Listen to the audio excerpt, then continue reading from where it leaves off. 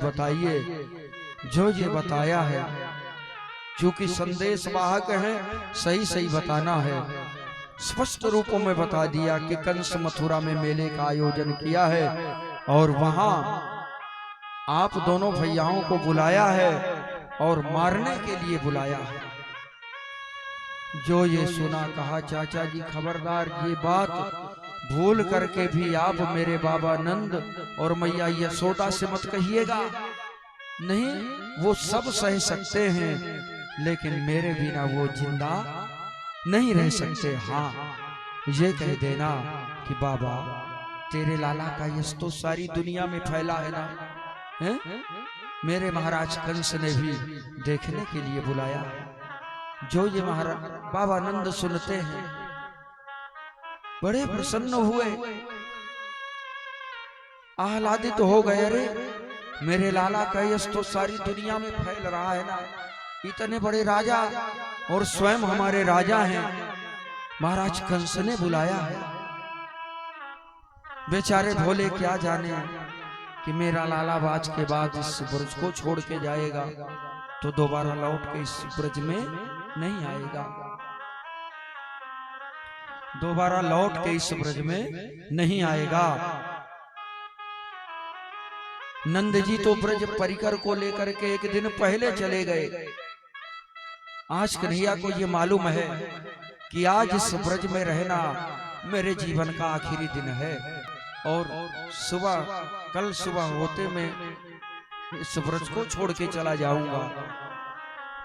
आज बड़े प्रातःकाल कन्हैया उठे, ब्रज को छोड़ना नहीं चाहते पर मजबूरियां। बड़े प्रातःकाल उठे। आज कन्हैया ने ना तो अपने बाल सखाओं से बात की, ना ही कुछ कलेवा लिया। एकदम गायों को लेकर के अपने बाल सखाओं के साथ गिरिराज गोवर्धन की तलहटी में गए हैं। अन्य मनस्क उदास भाव से एक वृक्ष के नीचे बैठ गए। ब्रजवासी आए, बोले लाला आज तो रोज की तरह बातें क्यों ना करे? तो को कहा भयो, बुखार आ गई तुझे, सिर में पीड़ा है, जो कुछ हो सो बताइयो। कन्हैया मौन। समस्त गायें घेर करके खड़ी हो गई। सबको ये मालूम हो गया कि कुछ न कुछ तो बात है, चाहे जो भी हो। कन्हैया ने किसी से बातें नहीं की। पूरा दिन बीत गया, ना तो उन ब्रजवासियों ने अपना भोजन किया, ना ही उन गायों ने एक घास का तिनका छुआ। मालूम हो गया कि कोई न कोई बात है और मेरे प्यारे हमें बताना नहीं चाहते। शाम हो गई। शाम को जब मेरे कन्हैया वापस आते थे, वृक्ष की वो समस्त बामाएं अपने दरवाजों में, महल की अट्टालिकाओं में खड़े होकर के पुष्प वृष्टि किया करती थी। और जब फूलों की बरसात होती, कन्हैया जिसकी ओर निहार लेते माने वो अपने आप को धन्य मान लेती थी। लेकिन आज फूल बरस रहे हैं, लेकिन कन्हैया ने किसी की ओर मुड़ करके एक बार भी नहीं देखा। सबने विचार किया कि आज मेरे लाला को कहा भयो, लौट करके आए हैं, गायें गौशालों में गई हैं। कन्हैया ने आज दिन भर भोजन नहीं किया, माँ की नजरों से बच करके इधर उधर रहे आए। भोजन करने के बाद रोज की तरह माँ के हृदय से लिपट करके सोने का नाटक कर लिए। पर रोज का नियम 11 वर्ष 56 दिन कन्हैया वृंदावन में रहे। कितने बड़े से भी बड़े दानवों को उन्होंने क्यों न मारा हो, लेकिन रात्रि यदि विश्राम हुआ तो मेरे प्यारे का मैया यशोदा के साथ रोज तो सो जाते थे, लेकिन आज नींद नहीं है। मालूम है कि प्रातःकाल होते होते मुझे इस ब्रज को छोड़ देना है। बार बार मैया का आंचल खोल करके निहारते हैं, मानो कहना चाह रहे हो कि मैया मैं तेरा वही कन्हैया हूं। आज से 11 वर्ष 56 दिन पहले तूने मुझे पाया था और मुझसे जीवन में जो भी गलतियां हुई होंगी उन्हें क्षमा कर देना। अचानक उठे हैं, उठ करके आंगन में आए हैं, उन गायों को देखा है बहुत सारा रखा हुआ है, उन गायों के नेत्रों से विरल अश्रु की धाराएं प्रवाहित हो रही हैं। उस भवन को निहारा है जिस भवन में कन्हैया ने माखन चोरी की लीला की थी, मैया ने उखल से बांधा था। अचानक मैया की नींद खुली, मेरा लाला कहाँ है? आंगन में आई, कन्हैया ने पीतांबर से अपने आंसुओं को पोंछा है। मैया बोली, लाला तू कहा भयो? आए माँ के हृदय से लिपट गए, बोले मैया कुछ नहीं, ऐसे निकल पड़े। पुनः आए और जैसे बच्चे माँ के हृदय से लिपट जाते हैं, लिपट के सो गए। क्योंकि इसी भावना को प्राप्त करने के लिए तो वो इस जगत में आए थे। और बंधुओं, जीवन में कभी भी माता पिता का दिल मत दुखाना। नहीं, जीवन में मेरा कन्हैया कभी तुम्हें स्वीकार नहीं करेगा, क्षमा नहीं करेगा।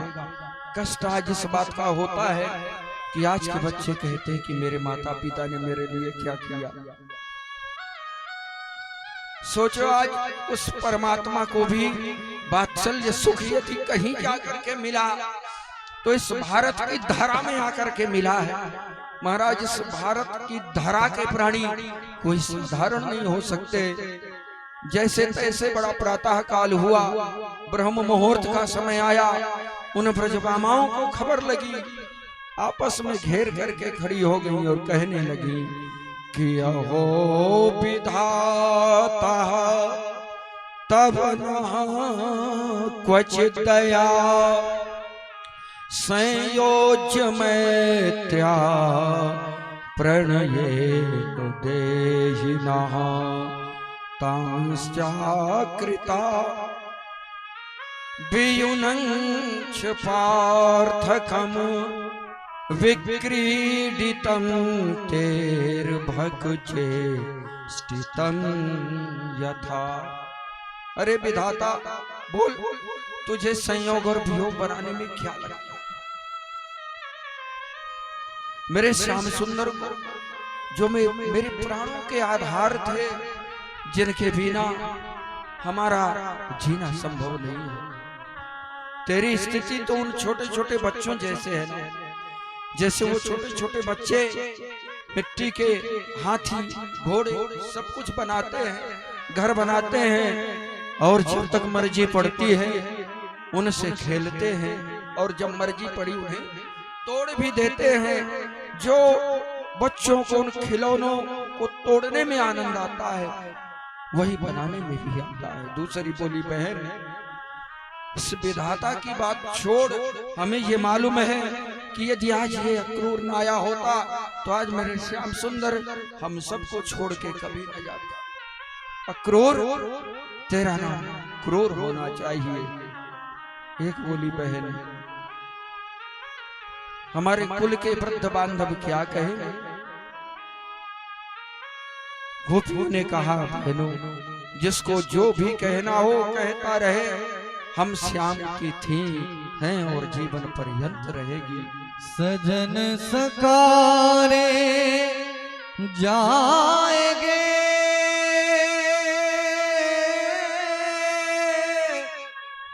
मेरे नैन मरेंगे रो, विधना ऐसी रैन कर कि भोर कबहू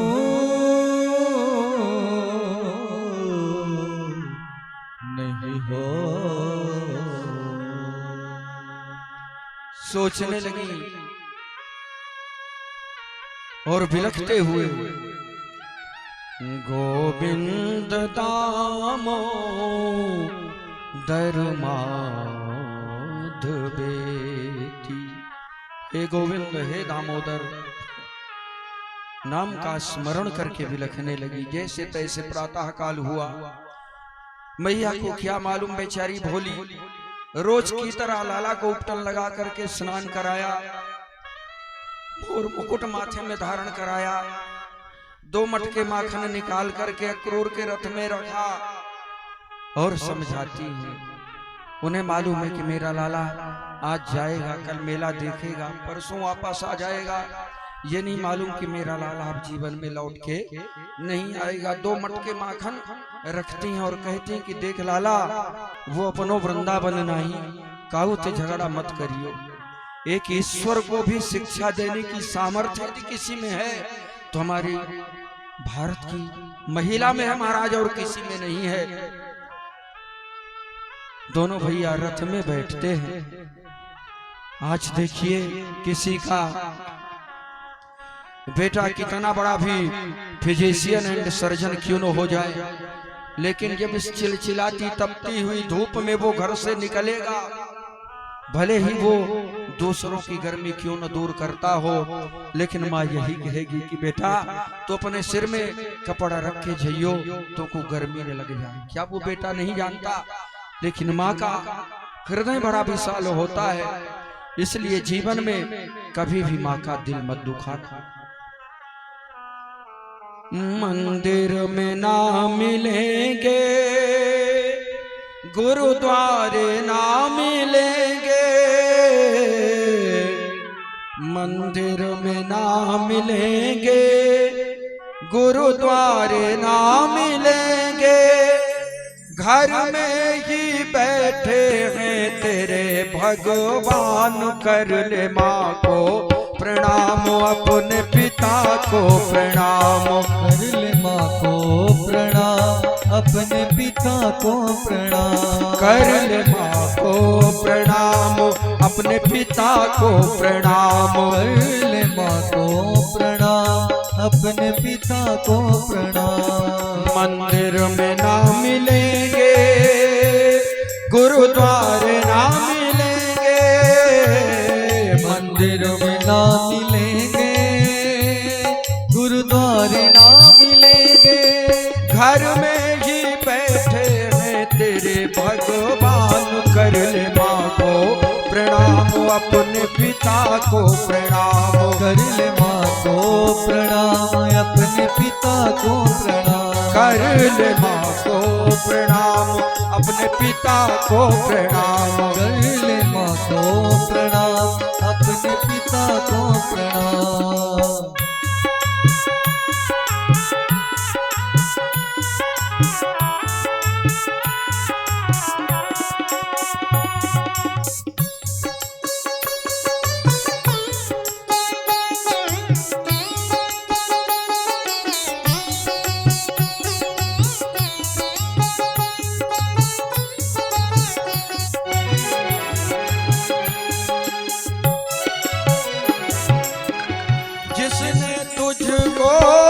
जन्म दिया उस माँ को कैसे भूल गया, जिसने तुझको जन्म दिया उस माँ को कैसे भूल गया।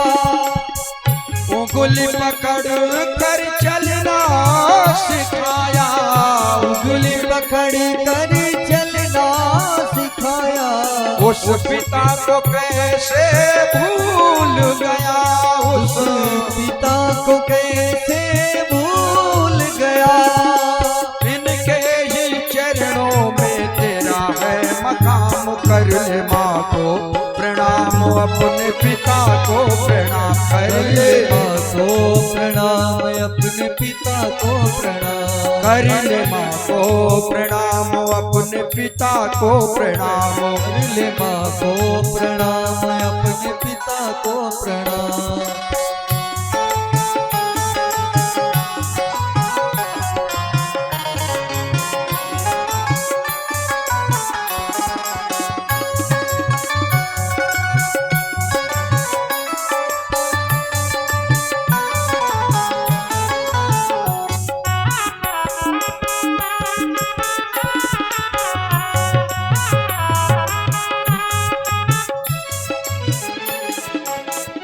सब रिश्ते मिल जाएंगे जग में, सब रिश्ते मिल जाएंगे जग में, नहीं मिलेंगे माता पिता, नहीं मिलेंगे माता पिता।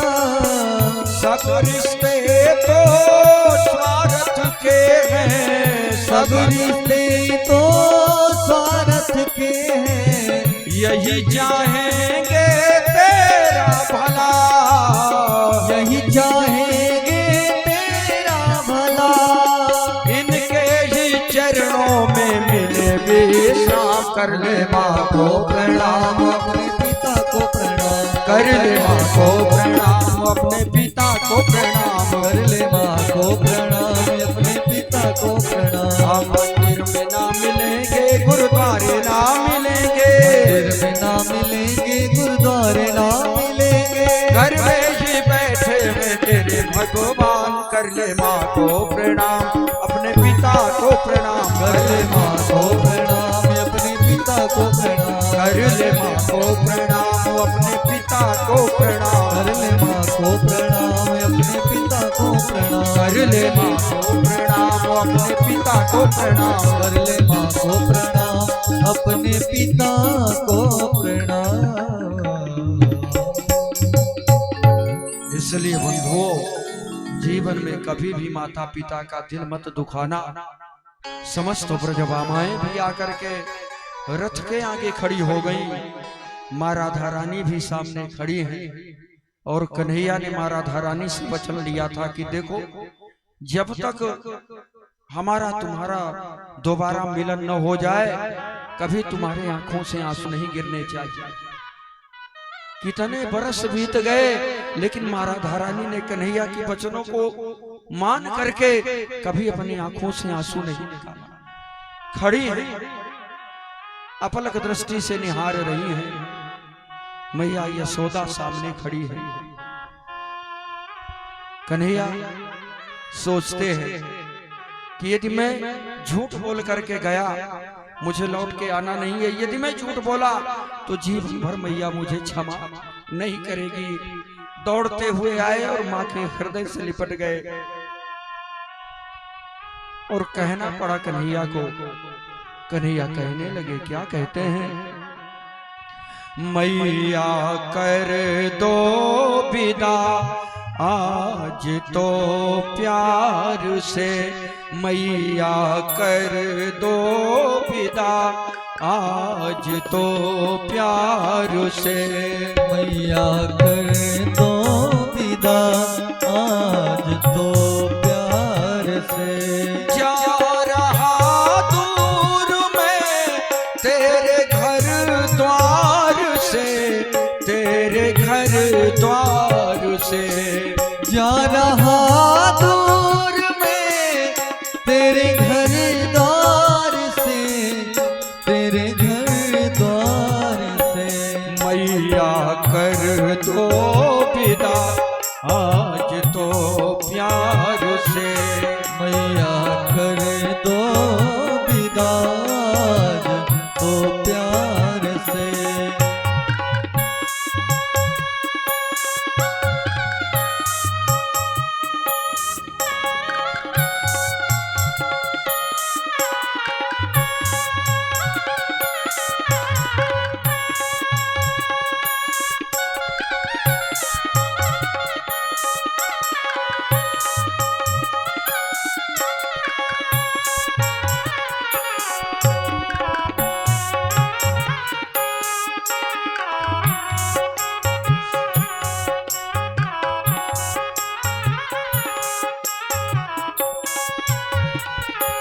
उखल बांधो, मैया कहते लाला, उखल बांधो न गैया चराने कहूँ।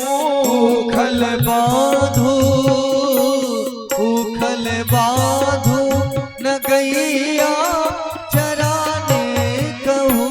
गोपियों की न झूठी वो ताने सुनो, गोपियों की न झूठी वो ताने सुनो।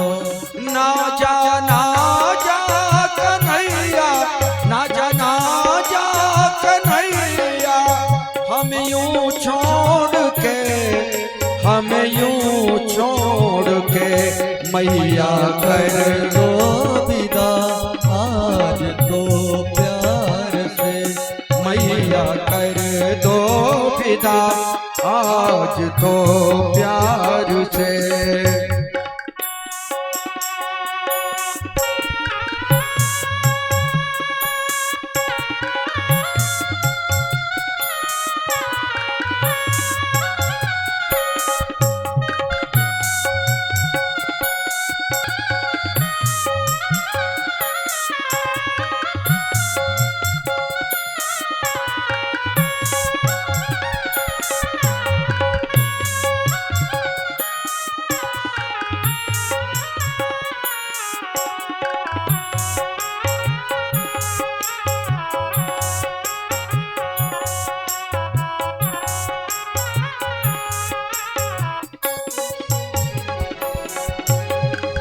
मेरा कन्हैया मैया के हृदय से लिपटा हुआ, अपने आंचल से, अपने पीताम्बर से मैया के आंसुओं को पोंछते हैं और कहते हैं, मैया आंसू के मोती न बिखराओ तुम, मैया आंसू के मोती न बिखराओ तुम, मैया आंसू के मोती न बिखराओ तुम, मैया आंसू के मोती न बिखराओ तुम, जाओ घर द्वार अपने रहो खुश तुम, जाओ घर द्वार अपने रहो खुश तुम, कर दो अंतिम विदाई, कर दो अंतिम विदाई, बड़े प्यार से माँ, बड़े प्यार से मैया कर दो विदा आज तो प्यार से, मैया कर दो विदा आज तो प्यार से, मैया कर दो विदा आज तो प्यार।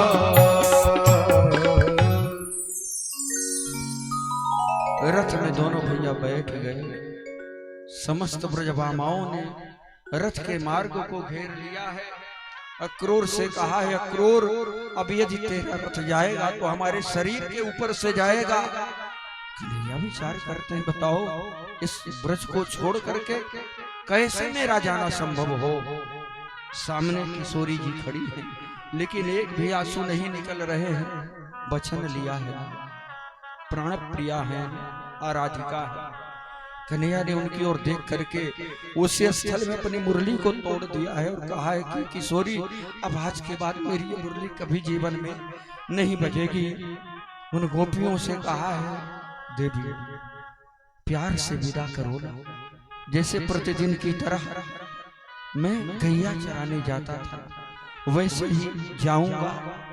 कल मथुरा का मेला देखूंगा और परसों वापस आ जाऊंगा। मालूम है उन ब्रजभामाओं को कि ये कभी लौट के आने वाला नहीं है, फिर भी उनने रथ के मार्ग को छोड़ दिया है। रथ चल पड़ा है ये कह करके कि बहनों छोड़ दो रथ के मार्ग को। यदि मेरे प्यारे को मथुरा जाना ही अभीष्ट है और मथुरा जाकर के खुशहाल रह सकता है तो जाने दो, उसकी याद में हम किसी तरह से जीवन धारण कर लेंगे। महाराज ये है प्रेम की पराकाष्ठा। प्रेमी बन के तो देखो, तब तो वो प्रेम पाओगे। नहीं केवल इस कान से सुनो, इस कान से निकालो, क्या मिलेगा बोलो ना। आज रथ चल पड़ा, जब तक रथ दिखलाई पड़ा रथ को निहारती रह गई। जब तक ध्वजा दिखलाई पड़ी उस ध्वजा को निहारती रह गई। और जब वो ध्वजा भी दिखलाई पड़नी बंद हो गई, धूल उड़ती दिखलाई पड़ी तब तक निहारती रह गई। जब सब दिखलाई पड़ना बंद हो गया तो अपने अपने घरों में आकर के धड़ाम से गिर पड़ी।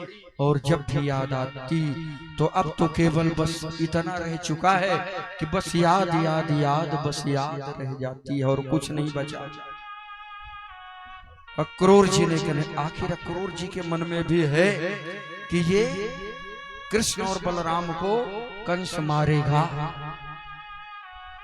ये भाव उनके मन में है।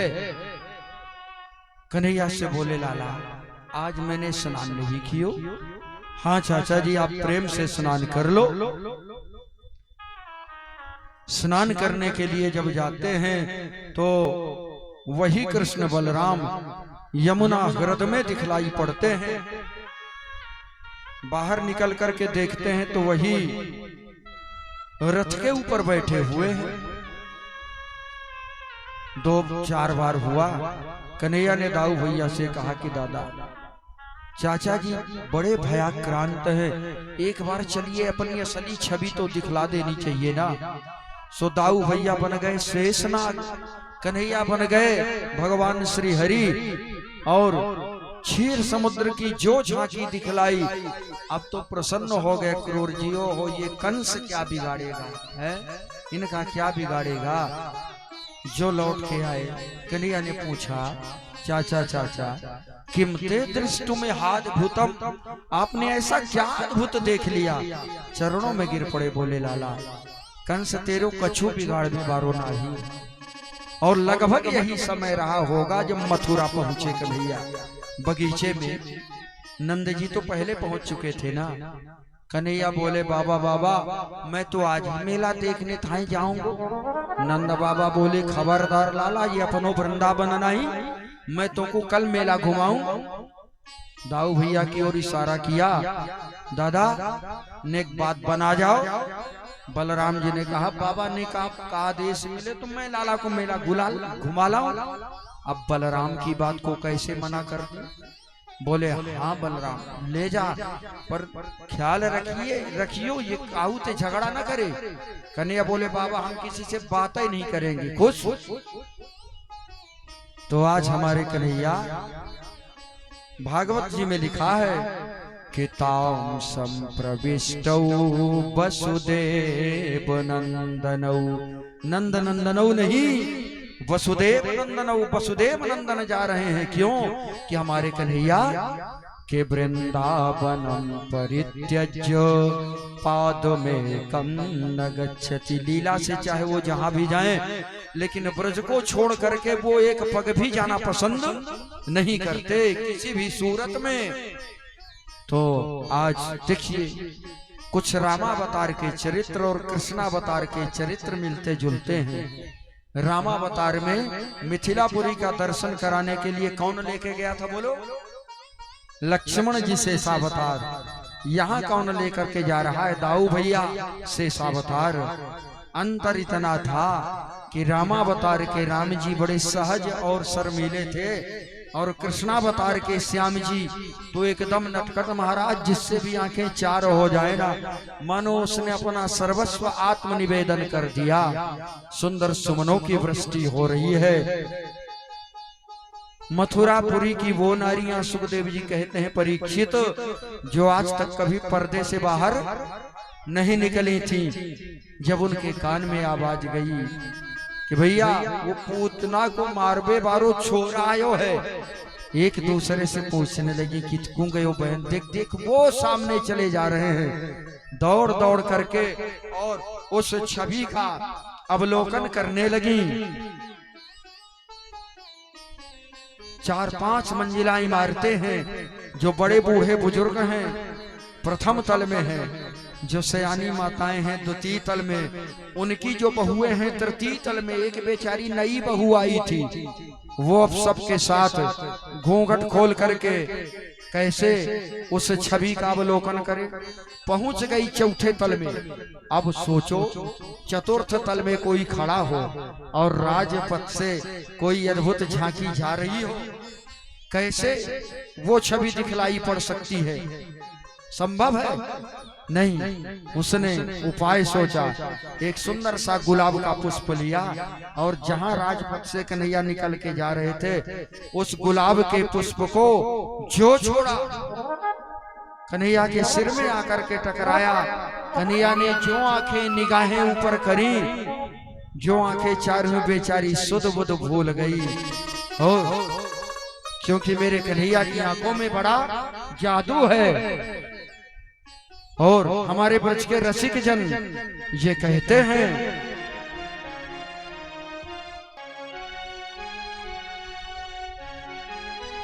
जादू भरी तेरी आंखें जिधर गई, जादू भरी तेरी आंखें जिधर गई, जादू भरी तेरी आंखें जिधर गई, जादू भरी तेरी आंखें जिधर गई, जादू भरी तेरी आंखें जिधर गई, भरी तेरी आंखें जिधर गई, नैनों की कटारी बारी बारी छुई छुई छतिया से उतर